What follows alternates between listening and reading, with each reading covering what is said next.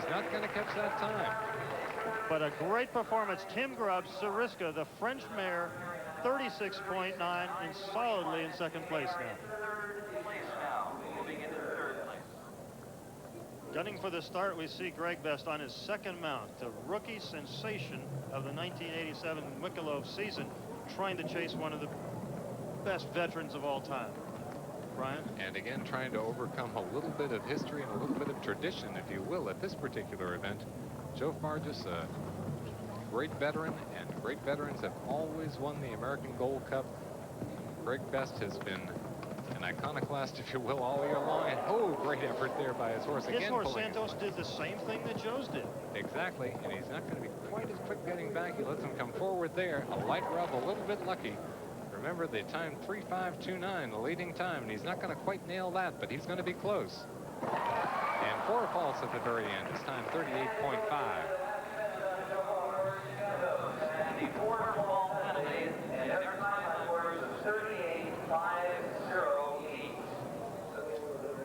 From Ambler, Pennsylvania, we see Debbie Schaffner, Don Carlos taking aim at the first fence in the jump off here at the Gold Cup. Debbie, a great veteran rider, great combination. They're alternates for the United States team at the Pan Am Games this year.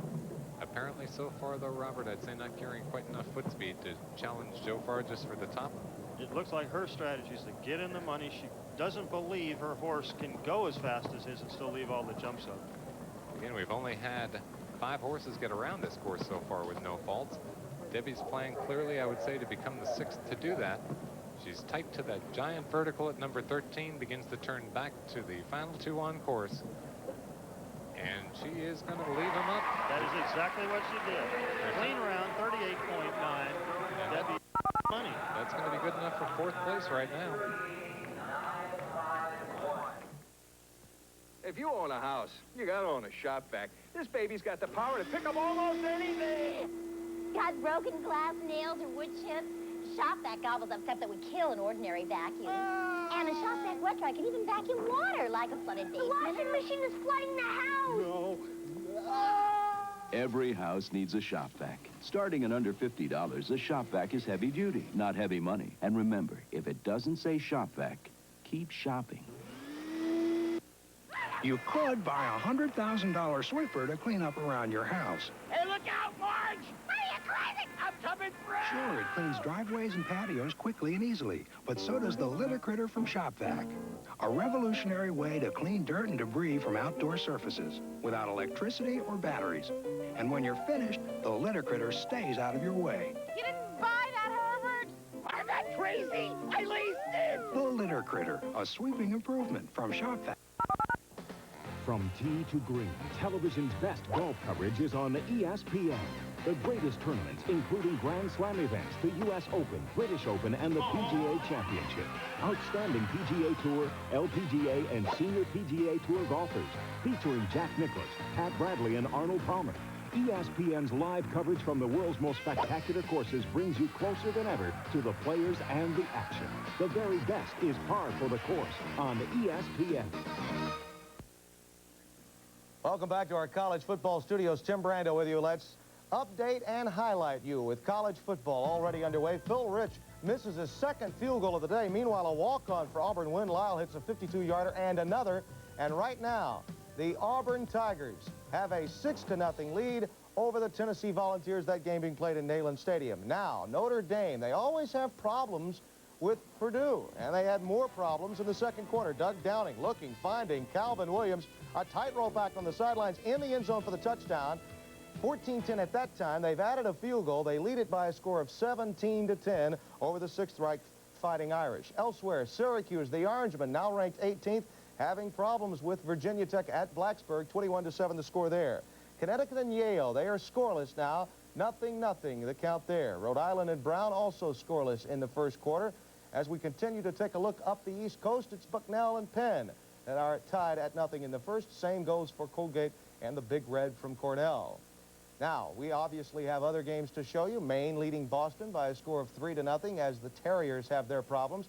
And Grant Taft finally at home to play the Red Raiders of Spike Dykes. And the Baylor Bears have a 17-0 lead over Texas Tech. Don't forget, 4 p.m. today, Miami against Arkansas. Mike Patrick and Lee Corso will be on hand, and then at 7:30, we'll follow it with our primetime feature. Jim Kelly and Kevin Kiley will be along with Penn State and Boston College. Throughout the course of the day, we'll update you and highlight you on today's key games in what is a very festive September day of college football. We'll take you back now to horse show jumping. With 2 to go in the jump-off of the American Invitational, everybody is glued to their seats to see if anybody can catch Joe Fargis's leading time of 35.29 seconds. Here we have Margie Goldstein on Daydream. And again, you can't help but get the impression, Robert Ridland, that they're battling tradition as much as they are battling Bert DeNemethe's course. Margie Goldstein with some great results on Daydream and a hustle through the first part of the course. She is hammering, leaves one out there, and that's as lucky as we're going to see anybody. And Brian, get. she knows nothing about tradition. She is going for it. No, she knows nothing about staying alive either, obviously, and landing at 20 And seconds. it's up to She's going to challenge for it. 35.29, the leading time. She's going to be just behind it, but she's going to be clean. 37.6. A clean ride by Margie Goldstein, and that's going to be good enough for 4th place right now. An amazing performance. Margie Goldstein turned in a clear round, a time reading 37. Brian, let's see if that turn there to fence number 6. That's getting some action today. Margie just leaves one out there. This horse can't even believe what he did when he gets into the air. The legs flail everywhere, but again, the instinct to leave him up. Now we watch the turn back to the giant 5'6" vertical at number 13. Margie Goldstein and Daydream do it again. He fires, tags it behind, pulls the legs out of the way, and continues. A great effort by Daydream and Margie Goldstein. And now, Brian, we have the last horse in the jump-off to try to beat Joe Fargis's leading time of 35.29. This is Barney Ward on Cactus. And again, I mentioned tradition. Barney, the winner here last year. He's one of the ones. He's one of the great veterans in show jumping history that has won this event. Tradition would say that Barney might be eligible to win this. He does the inside turn to the blue and white oxer. Not quite the great foot speed. He does, however, turn inside. That's the tightest turn, though. Does make that tight inside turn to number 6 and gets across it. Again, the tightest turn after number 6. Now, that's the fastest turn after jump number 6 we've seen all day. He's not carrying the foot speed, however, tags number 13 for 4 faults. And his time would have been right about on it had he been hustling. He's going to finish at 36.4, however, with 8 faults.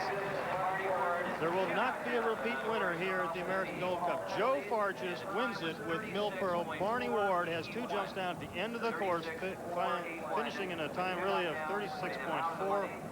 The winner is our Olympic gold medalist. Look at Barney. I mean, when he's out here, he's all work, Brian. All work, and again, for the competition, for Barney to have had 4 faults already, there is no man I've ever seen in any sport that will concentrate harder or be tougher mentally about a competition than this man. Look at that face. If you this drove is a tractor out there, he would go right through it. This is not fooling. He wouldn't see it. No, it's not a question of go right through it. He wouldn't even know he had. With parts of the Olympic theme in the background, Joe Fargis comes into the winner's circle, having won the 1987 Cadillac American Gold Cup, to the appreciation of the throngs that have stayed around to watch the presentation. Let's see the winning ride again. Brian, just an incredible performance here.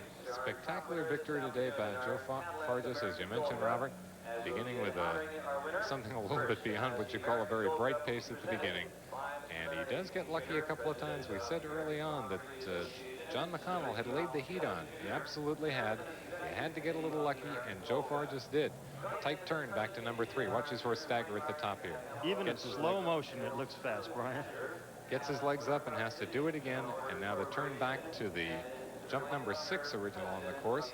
Hind leg drops, picks it back up, and pulls it back out of the way. Spectacular effort at that particular jump, probably the best effort he had on the whole course for Mill Pearl and Joe Fargis. That's what we mean by luck. It had to be done quickly.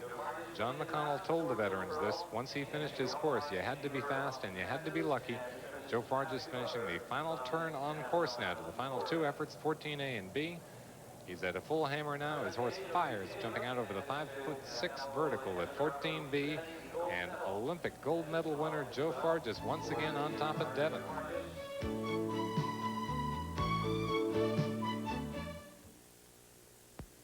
Imagine a vehicle with a rare combination of talents, a driver-oriented cockpit, electronically fuel-injected power, a rear-wheel anti-lock brake system, and responsive ride and handling.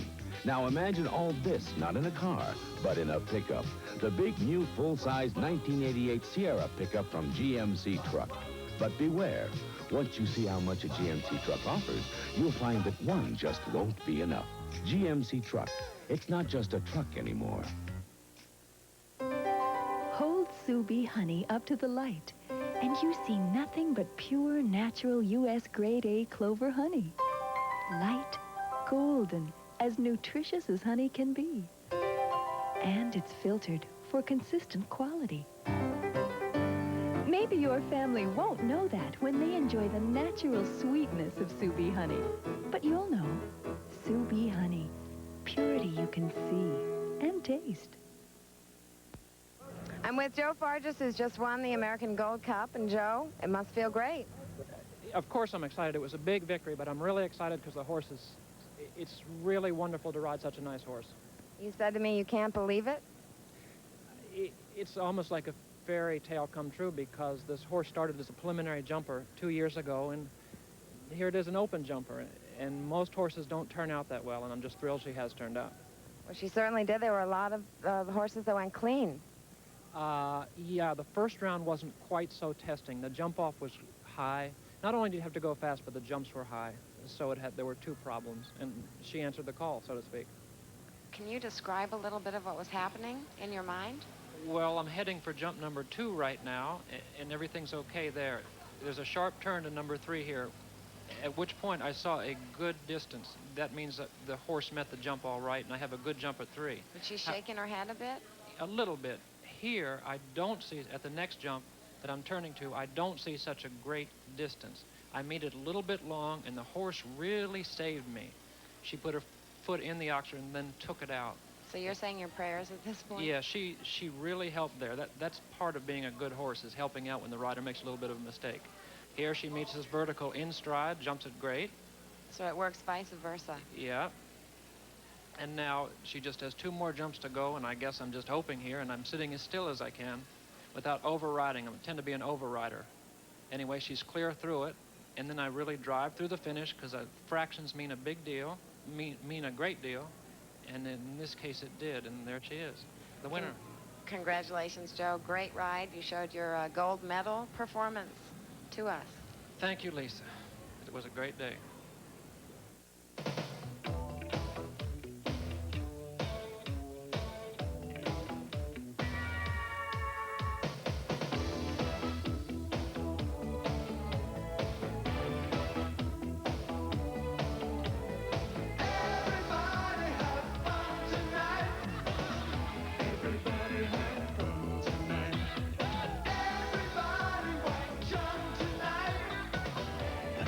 Belongs to Michelob. The only way to travel is Cadillac style. Some people want more, not just a little bit. This is your life, and you're the only one who's living it. Let's go, let's live, love every mile. The only way to travel is Cadillac style. Cadillac, Cadillac, Cadillac style.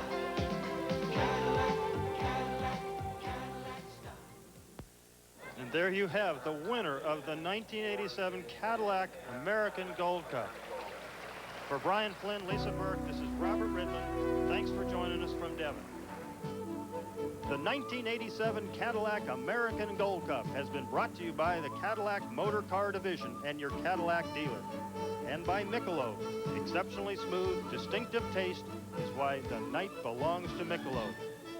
This has been a presentation of Bud Sports.